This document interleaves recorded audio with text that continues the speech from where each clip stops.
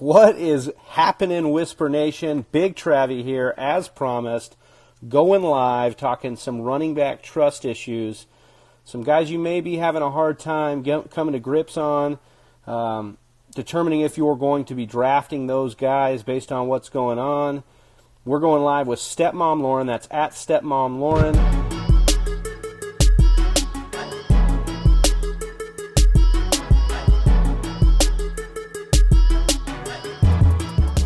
If you're not subscribed, guys, subscribe to us on YouTube. The link is in the bio. We would appreciate it. We know you'd love the content. And she on here right now. There she is. Hello. Hi, Stepmom Lauren. How are you? I'm great. How are you? I have missed you guys. It feels like forever since I was able to join the Whisper Nation. Hello, everybody. Well, we love you. We know. Oh, lights out in here. Hi, lights out. Hey. Lights out. Don't worry, I got a fire. I can light your way. Yeah. Oh, I appreciate that. Yeah. Hey, you're welcome. My pleasure. So you've been over there big time on us. If the Whisper Nation doesn't know, Stepmom Lauren is now an official writer for the Fantasy Footballers. So congratulations. Thank you so much. It's kind of surreal. I love it. It's such an amazing environment and an atmosphere, and there were so many applicants that I know applied, and all of these are amazing, wonderful fantasy researchers, advisors, experts.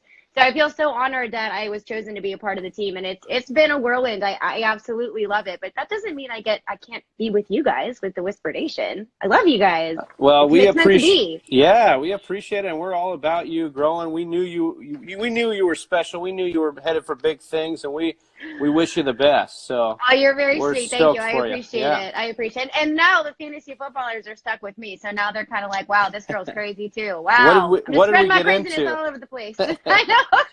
Oh well. Yeah. Oh, well. Are they having buyer's remorse over there or no? I don't think so. Well, I hope not. I'm just gonna pretend like they don't and be like, they love me. Psh, of course they do.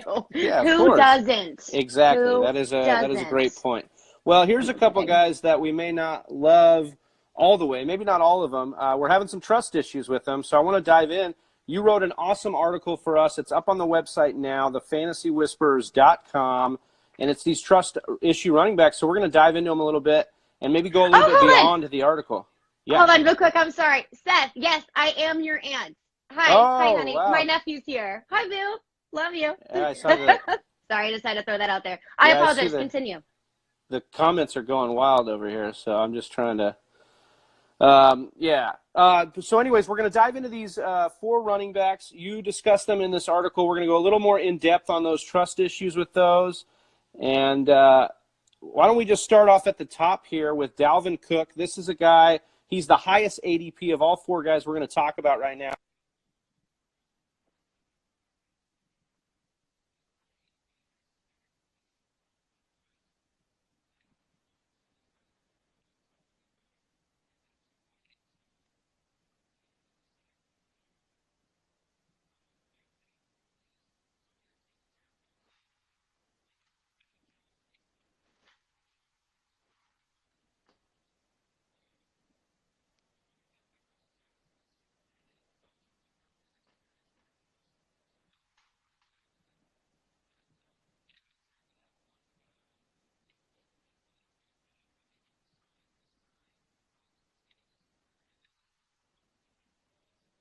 He overcompensated, injured his hamstring, was out of these games.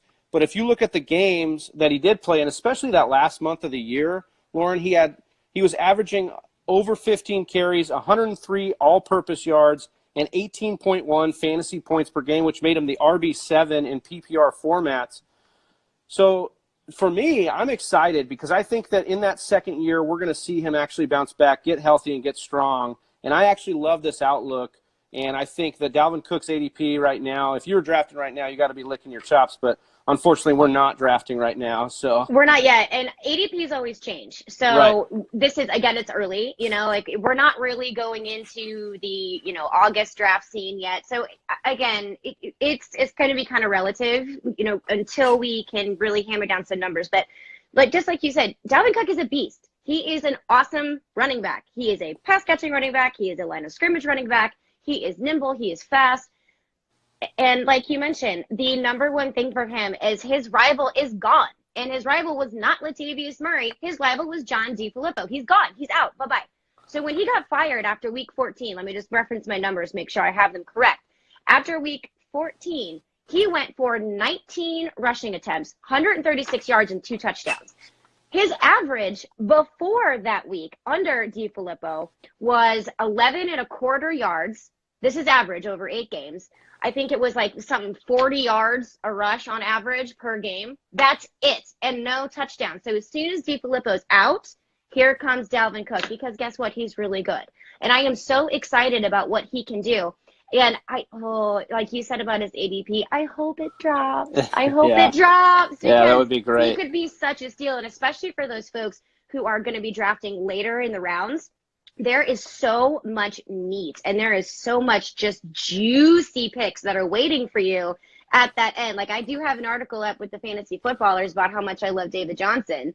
And then Dalvin Cook is going to be another one in the late second round. But like you said, if he rises, if you've got a couple back-to-back picks, you could get literal stud running backs back-to-back and be set. I love him. We're talking about a guy that's so skilled. He could end up top 5, top 10. You wouldn't be surprised. Easily. So Not surprised at all. He has room for his ADP to rise and still be a value, in my opinion, and in your opinion. I think we're both on the same page with this guy. I like what you did in the article you wrote for us on the fantasywhispers.com. You put a little risk rating on each of these guys. Let the Whisper Nation kind of know which guys you're more confident in as far as that risk factor. He is a solid 10. And I think in my article I said a solid 10. I'm so excited to draft him. I can't wait to have him on my team. Solid 10. I love him. Now, of course, you can never predict injury, and he does have that injury history related to him. So, of course, there's always going to be that X factor. But as far as trust, he has gotten healthier. He's gotten stronger. And I really do believe that he is going to be a sneaky, huge top 10, possibly top 5 running back this year because of the situation that he's in. I mean, his running back, too. Because, okay, so last year he had Latavius Murray, right? He's no slouch, granted. He's got Amir Abdullah right behind him. Yeah. Really? That's not striking the fear into any owners. No, I'm not shaking in my boots over here, like worrying about Amir Abdullah. And then the other guy was Michael Boone, I think. Yeah, Michael Boone is going to be the other running back. Who has some legal trouble himself. So Boone may not. Spicy. Yeah, so there's some stuff going on there. We've got some engagement in the comments here. Why, bruh, JC, thanks for joining. He says, if he's in round 2, I'm snapping. We would love him to be in, like we're saying, stay in round 2, please. Please. Because not just me, not just Stepmom Lauren, but all Whisper Nation could be, cashing in on that value. And our own Johnny Game Time Hicks is here saying he has the number 2 overall pick selection. He's wondering which pick, if you had in a 12-team league, you had the second overall pick selection, which pick would you want to pick from in drafts right now? Which player would I want to pick? No, it's which pick would you want to have? So you have let's say one gets taken off the board. Where would you want to pick from in the snake draft? In a 12-team, I would want to be at the 11th position. Is that what you're asking? Yeah, exactly. That's where I want to be. I want to be in a 12-team, I want to be anywhere from 10 to 12. In a 10-team, I want to be anywhere from the 8 to 10. That's where I would love to pick this year. There's so much value right there. It's unbelievable. And you can snatch up some really good players, because then if you look at Fantasy Football Calculator's ADP, there are also some people that are coming up on the opposite side of that still have a ton of value as well. So picking late this year is actually in your favor. It's not a detriment to you, because you can go back to back with some studs that I think other people may overlook because of injury history and because of recency bias with other players. I think we could have a year of a comeback here. That's what I'm hoping for. I know the NFL gets violent, a lot of injuries, but I'm hoping for the year of comeback. Inevitable. There's a lot of guys there that are sitting there like we discussed. And going from your confidence in Dalvin Cook at a 10, we go to a guy you're not very confident at all in Derrick Henry. Yeah. His ADP right now is at 4.02. Tennessee has been stating that they want to work this offense around him. And now they've done a couple things to make that happen. They changed offensive. Well, obviously, Matt LaFleur took the job in Green Bay. They hired their tight ends coach to go ahead and take over. And if you're looking at Derrick Henry at the end of the year, everybody wants to talk about, well, what about the Jacksonville game? If you take that out, that's fine. Take that out, and he was still the RB4 in PPR format, scoring 19.2 points per game the last 3 weeks of the season. So I'm still about Henry. He took that time. He looked at his film during their bye week. He came back, and it looks like the Titans maybe have finally bought in to working this offense around Derrick Henry. You know what? They tried to do this since 2016, and that is the only reason why I have reservations is because they have been trying, sort of, ish. You know, they go and pick up Deion Lewis, and they make all these weird changes, and they're like, we really want to work in Derrick Henry, and then they never work in Derrick Henry. And then finally, he gets this explosiveness in week 14, and they realize, oh my gosh, wow, we really do have a bell cow running back. Who knew? We all knew. We all knew that it was there. Yeah. So my first gut, knee-jerk reaction is going to be they're going to do the exact same thing that they did the last however many years, since 2016. They're going to do the same thing going into 2019. However, with the addition of the new offensive coordinator, Arthur Smith, I do think that they are going to work it in because he has been so adamant about saying that Derrick Henry has so many talents. He's a pass catcher. He's line of scrimmage. He can work into any single scheme that he can come up with. So that does give me some confidence. I put him on a trust factor here of 6.5. And the reason why I have him at 6.5 is solely personal because I know they've been trying to work him into the offense for so long that, I don't know. I don't have that confidence in him like I think other people may have. I think Adam Rank from the NFL Network really likes him this year. I'm not sold on it. I'm not 100% I would sold on say it. He's always a guy that the consensus, rankers out there want to love. And so how many years are we going to do this before he's, the boy who cried wolf each time? So I think that's definitely what's making it hard. But I'll tell you right now, I think his risk is built in that 4.04 ADP that he's at right now because you're getting down there, and there's some other big question marks down there in that ADP.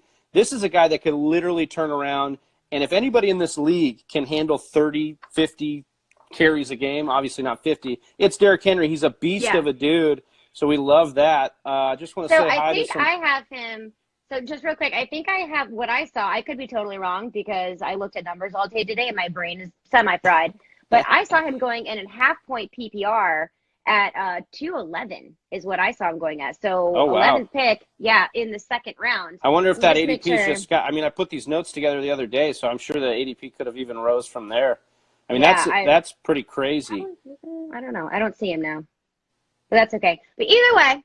Yeah, I have no problem taking him if the value is perfect. Right. Yeah, exactly. Yes, that's the what I'm value's saying. right. I don't have a problem taking him, but I'm not going to reach for him. And the fantasy footballers have a truth episode where they talk about the truth of the numbers last year as opposed to looking at everything combined. I think he's headed in the right direction. Do I think round 4? I think that's a good spot for him. Round 2, no, that's too expensive for me. There are so many other options that you can get. But you know what? Trade for him if you can. Get rid of some of those players that don't have the kind of value moving into the season, the 2019 season. Trade for him. Package someone up in a deal and go get him because he is worth to have on your roster, just not super expensive in your draft. Yeah, he's one of those lottery tickets that if you can get him in the 4th, he could be a league winner this year. That's the upside he's got. And so we're looking in these comments here. Sion for Raw, thanks for joining us. Austin, thanks for joining us. Sion says here, Derrick Henry is the guy I'm going to hype up to my league so that they take him, and I can get the guy I really want.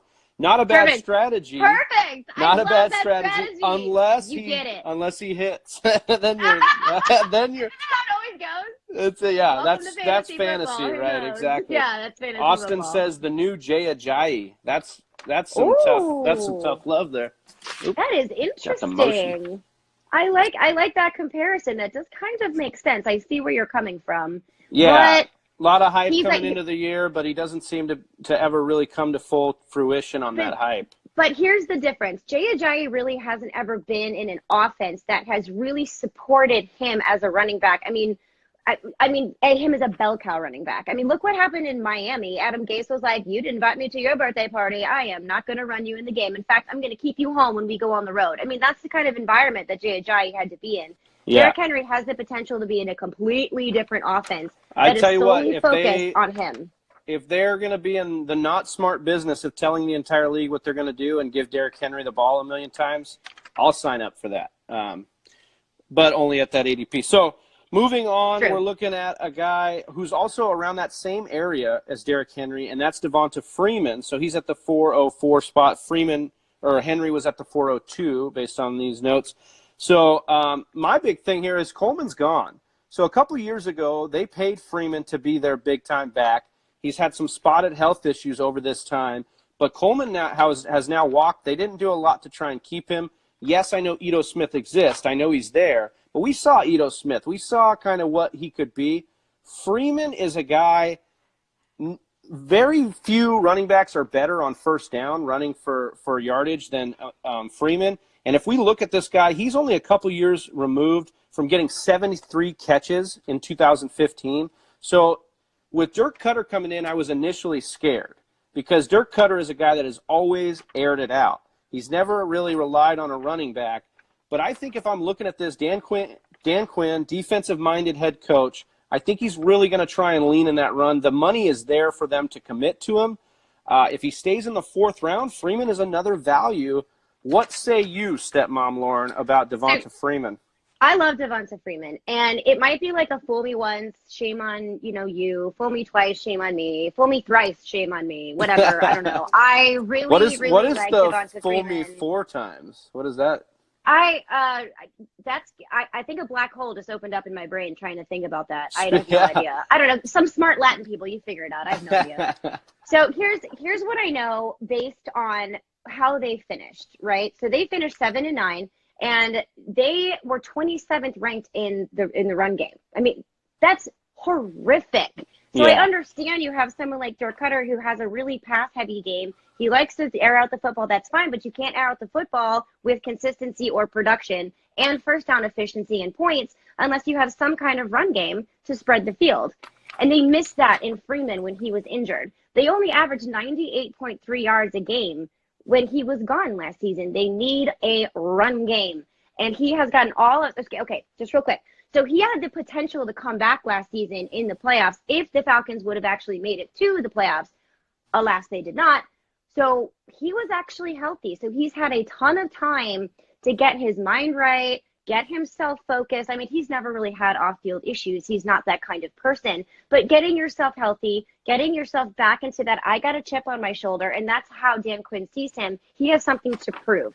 Devonta Freeman wants to come in and run the rock for this football team to win. And I think that's what they're going to do. And who else do they have? Ito Smith. Sure, he's an athletic beast. He's awesome. But he's not Devonta Freeman. He didn't get it done with Tevin Coleman when Freeman was out. So, sure, he's going to have an uptick in play. He's going to have more touches because Coleman is gone. However, this is going to be Freeman's backfield, and he's going to have the one to own it. So, barring injuries, I think he's going to be healthier this year. He's had a lot more time off than he has in the past.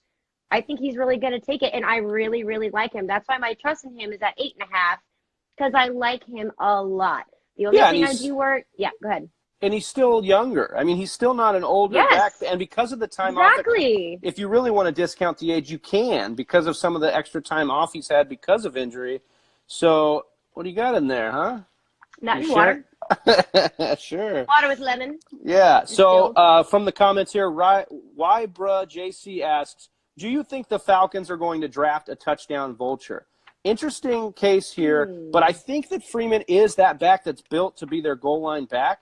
If they bring in a big bruiser back, yes, you'd have to be worried about a full-blown committee with some spell stuff here. I think they have other needs, especially on the defensive end. I don't see them doing a lot of draft capital on running backs, especially in this class, which, me and Johnny just talked about in the rookie running back episodes. It's kind of a weaker running back class this year.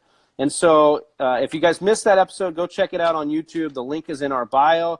You can check that out there. But I don't see the Falcons drafting a running back here. I think they committed all that money, like we said a couple years ago to Freeman. They wanted him to be the guy. Right. And I think, and just to piggyback on what you said too, if they make that decision and go ahead and go for a kind of running back, they're going to want to target somebody who's going to help give pass protection for Matt Ryan. And I don't think it's going to be someone who is going to be so heavily utilized in the run game when they already have someone like Devontae Freeman. They already have Ito Smith that's there who has some playing time, has the reps, has the snaps. If they're going to go in that direction, I believe it's going to be more for pass protection than it would necessarily be to run the football. So more fullback-ish, I'm guessing. Yeah, I'm not sure, but agree. I don't see them going that way in the draft either. I agree. Yeah. So going to our last guy, and this is maybe the guy you're the least confident on all the way through. In fact, I believe, little secret, little whisper, this guy may be a bust candidate for you. We're talking Leonard Fournette, current ADP at 3.02. I would really like you to start this off because I know that you're concerned about a guy we talked about earlier in John DeFilippo. Yes, and that is the biggest problem for me. Do not get me wrong, folks. Don't at me and start throwing shade at me. Don't slide in the DMs. I love Leonard Fournette. I do love him. And the problem is not Leonard Fournette. It's not his off-field issues. He went to a training camp in Wyoming to get his mind right and be focused and train. He's not going on vacation. I get it. He's not taking all those stepmom Lauren vacations. No, he's not going to Mexico. What's wrong with you? Just saying. But no, I mean, he's not. And he's focusing on getting entirely into the game. He's working on getting healthy. I get it. But it has nothing to do with Leonard Fournette, unfortunately. What it has to do with is John DeFilippo. That's it. Like I said, with Dalvin Cook, he completely crushed the man. He is a pass-heavy offensive coordinator who comes into this league throwing the ball. And I am not convinced. I've heard a couple people, Adam Wright from the NFL Network, who have told me, sorry, but I didn't mean to call you out. But, I mean, they do believe that because he was fired from Minnesota for not running the ball enough, he was the offensive coordinator, easy for you to say, for the Minnesota Vikings before he came on to the Jags. So, maybe he learned his lesson because, he didn't run the ball enough, and that's what Zimmer wanted. And, they have Dalvin Cook, and that's fine. Let's look at history. Literally, since 2016, he has been on 3 different teams, and he has been the offensive coordinator for 3 different teams. These are their numbers. 2016, 38% run game versus the pass game for the Browns. 2017, when he was with the Super Bowl winning Eagles, he lucked out on this one. 40% run game versus the pass. And then last year, they only ran 37% of the ball when you have someone like Dalvin Cook, who, granted, did miss a little bit of time because of injury, but he played 11 games. So what is happening right now? What is going to convince me that he is suddenly going to have this huge change of heart and be like, you know what, Leonard Fournette, you're my boo. Let's make this happen. No, he came into this offense to fix the quarterback position. Blake Bortles is gone. So now they have Nick Foles, which makes perfect sense for the Jaguars. They needed this pass fix. Their pass catching game needed Band-Aids. They need stitches. They need Vicodin. They need everything. So they got it. But this is going to be at the expense of Leonard Fournette, which is funny. He's actually quoted as saying he wants to run the football more than anybody else, but he's not going to do X, Y, and Z at the expense of winning games. Guess what you did? You did not run the ball at the expense of winning your games. So I don't believe that he's suddenly going to be like, oh, I love running. I've always loved running. What are you talking about? No, I don't buy it. I don't buy it. And he's going to get buried. People are going to draft him so high, believing this hype that comes in about this guy, and he may have some good games. He's not going to be consistent the way that you want to draft. When you're those first round draft picks, 1st through 5, those need to be consistent players that you know are going to get you points. You can plug and play them. You don't have to worry about it. He is not going to be one of them, in my opinion. Sorry, I'm very heated and animated about it, if you can't tell. Listen, I tend to want to agree with you because I just don't want to trust him. But my issues are more on his injury scare. And this guy has just been a guy that has not been able to stay on the field. And not just injury. I mean, last year, due to injury and immaturity, Fournette, he only played in 8 games. So, and he dropped down to... I've never understood. Why do you punch somebody else in the head with a bare knuckle when they have a helmet on? It's hockey, stupid. I get it. Because hockey players are At least insane. it'll land. Yeah. Yeah. Whatever. Yeah. Hockey players are insane and it's encouraged. In the NFL, it is not. What were you thinking? Running onto the sideline? I don't even know. Clearly wasn't thinking because, no. Yeah. So, and that's why he's in Wyoming, to get But focused. my thing is we've seen this guy be successful. And to your point about the passing game, he's been pretty successful in the passing game. He had 36 receptions in that 2017 year. So in that 2017 year, 36 catches. Last year, if he plays all 16, I know he only played 8, and you're going to tell me he's injury prone. I just said that. But if he plays all 16, that's about 44 receptions. So I really think that there is room for him to have some upside. I just have a problem with his ADP continuing to sneak up. It's at 3.02 right now. We know it's going to be in the middle, if not beginning of the second round, where guys in the past, like Gurley, in their bounce-back years have been. You know, this is where people take a chance. I still won't touch him in the third round. If he falls to me in like the 7th, I'd be like, meh, dumpster dive. Sure, maybe I'll take it. I still don't like it. Someone just asked what his ADP is. Yeah, so I have it at 3.02 when I wrote these notes. Too. Yeah, so. Yeah, it's around the third round. That's still too high for me. I mean, the whole thing is too high. I don't want to touch him. I want nothing to do with it because I know it's going to be a huge stress factor, and I'm going to do the same thing like I did with David Johnson last year, and I'll be like, he's so good, I have to play him. Yeah. And then, like, Yeah. You know, like I don't even want to deal with the headache. There's other players at that position that you can draft at like a wide receiver at that time. You don't have to rely on him to be one of your stud running backs. Agreed. I agree with that. So we have Henry over Fournette here in the comments. We're being asked about Sony Michel and his ADP and how we feel about Sony Michel. I love Sony Michel this year. I think any running back that is the guy who's at the goal line for the Patriots offense is an extreme touchdown upside back. So right now I think he's at an extreme value. I think Sony's ADP is in the 4th round, if I'm not mistaken. Maybe it's what I'm looking at third. Right now. This is based on half point PPR for the fantasy football calculator. Half point PPR, he is 306. Okay, so beginning of that 3rd round. Yeah, I still like him there. I still think he's going to have great upside in that spot. You don't like him? No, I don't. And don't like Sony? This is only a personal thing for me. I do love Sony Michel, but I also love James White, and it is so very difficult for me to trust any of the New England Patriots backfield because it's so unpredictable, and that's just a credit to how good Bill Belichick is. But it is so hard for me to use that 3rd round draft pick on a guy that I'm not 100%, or you think you're 100% sure is going to be able to give you consistent points. If he falls to me later, then I would look at it. And luckily I am in quite a few leagues that are 10 players as opposed to 12, which makes a huge difference. Right. But that's still too expensive for me for Sony Michel. But again, that is a personal thing that I have because I don't know how to predict the New England backfield. And I don't know how to predict Bill Belichick. And nobody does. Otherwise, he wouldn't have like 3,000 Super Bowls. Yeah, and I agree. I just see that the way the Patriots used him when they were in the playoffs, the way they used Sony Michel, they continued to pound the rock. Very few teams, I think they were the 3rd most in rushing plays last year. They're going to run the football, especially as Brady gets older. They're going to continue to run the football. Sony Michel is an asset, and James White is going to be an asset. Brady doesn't get old. He doesn't even look old. I love you, Tom Brady. I'm kidding. I'm not even a Patriots fan. He's like the Benjamin Button of the league. He's so pretty. He's a real pretty man. Yeah. Yeah. We'll come back, Stepmom. But I agree. No, I totally agree. It's just hard for me personally to trust. But it's up to you. It's your team. You do you. But that's just me. I have trouble with Sony Michel. Yeah, this is a good point. Bleacher Ball says they are going to integrate the run game more with the loss of Gronk. I also think that's a good point. They did pick Absolutely, that's a great point. Yeah, they did pick up ASJ today, but I do think that that's the case. Did they really? I didn't see that. Yeah. They picked up Austin Severian Jenkins. Yeah. Ooh, he could be old. I know. That could be a super sneaky flyer. I know. Twitter was going off today, and these I guys, love ASJ. Actually, I think it was Nate Hamilton was like, I can't wait to see all the hype.